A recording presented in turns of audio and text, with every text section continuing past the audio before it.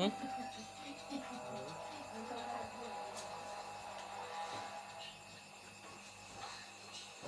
ข่าวแบบกรุณาอย่าทำตัวเป็นคนขี้ฟ้องอย่ามองผมในแง่ร้ายครับผมแค่รายงานเรื่องที่เกิดขึ้นเราไม่มีอะไรแอบแฝงฉันไม่คิดแบบนั้นคุณมันถนัดทำอะไรลับหลังไม่ตรงไปตรงมาอยู่แล้วเราก็ไม่ต่างกันหรอกนะครับคุณปริวิตาเอาเป็นว่า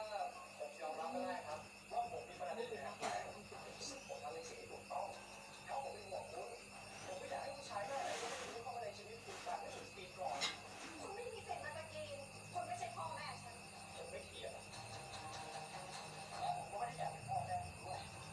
ผมอยากเป็นแฟนคุณ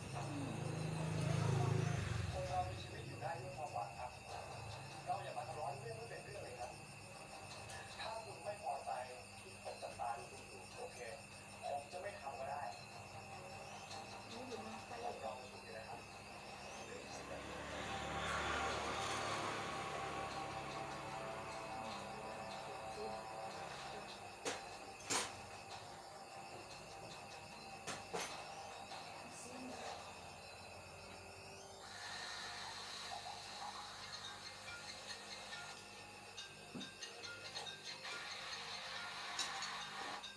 ทำกัน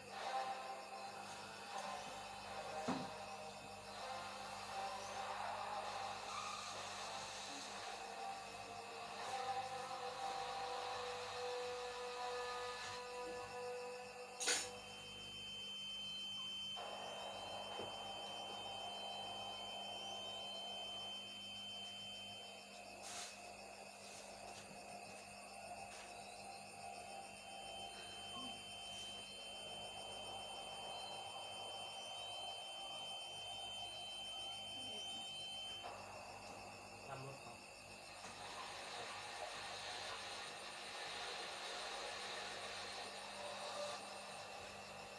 ไม่มีเหตุผล เรารู้จักกันแล้ว ฉันรู้จักคุณดีคุณปริน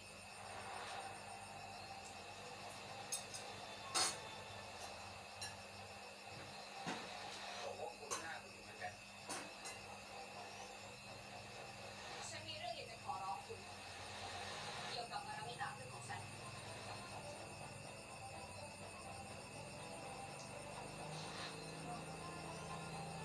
ใช่ครับ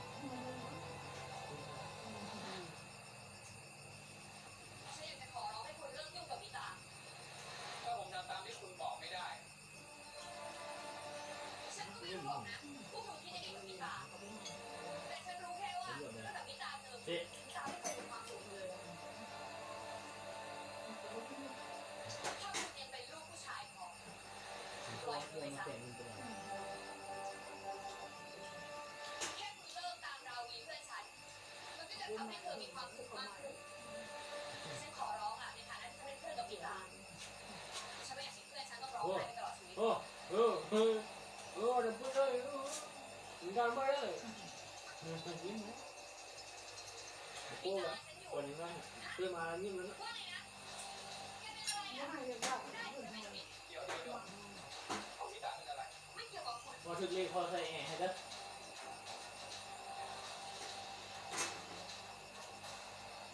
ผมเลิกไปไล่คุณตั้งผมแล้วครับผมกับคุณมีนาเราเป็นเพื่อนกัน แพทไม่เชื่อคุณจะเจอกันกี่ครั้งแล้วอยู่ว่าแพทไม่รู้เหรอ ก็ผ่านตรงนี้ให้แล้วอะ ที่แพทเป็นแบบเนี้ยเพราะว่าคุณต้องส่งข้อความมาง้อแพทแต่ตอนหลังเนี่ยคุณแอบไปนัดเจอมันนี่คุณมีเวลาให้มันได้แต่กับแพทคุณให้ไม่ได้เลยนะ ก็ผมบอกแล้วไงว่าผมนัดคุยงานผมต้องทำงานผมต้องพิสูจน์ตัวเองครับ นี่แพทไม่สำคัญสำหรับคุณอีกแล้วใช่ไหมคุณคิดจะทิ้งแพทแล้วเรื่องงานมาอ้างแล้วคุณมาง้อ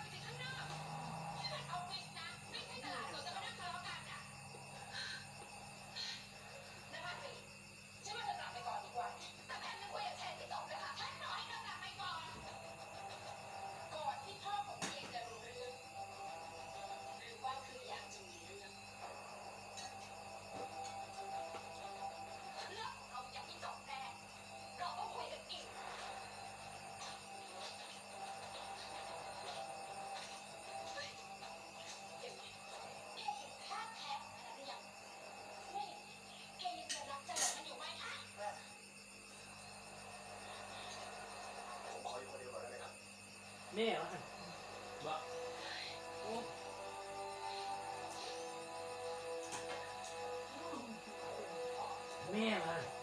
เบื่อโอ้นอนเลยนอนทับต้นเม็ดนี่อุ้มเด็กน้อยกับมือไหนเลยมันรู้บ่พอ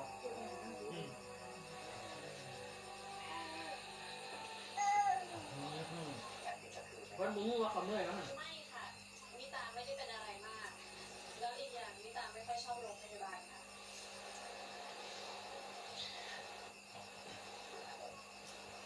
นี่หรอกครับว่า